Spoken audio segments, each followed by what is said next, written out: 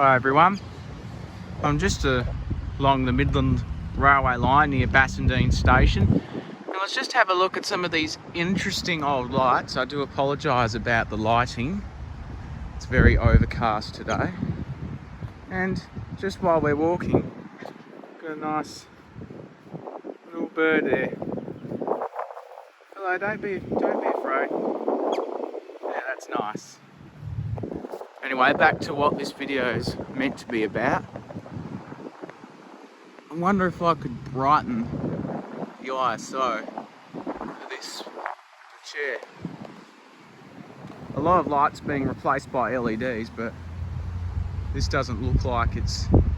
These lights along here don't look like they've been replaced by LED at all. See here, yep, there's another. I'll take a better photo and I'll put it in the thumbnail. But yeah, there you go. Thanks for watching, and I will see you next time. Bye.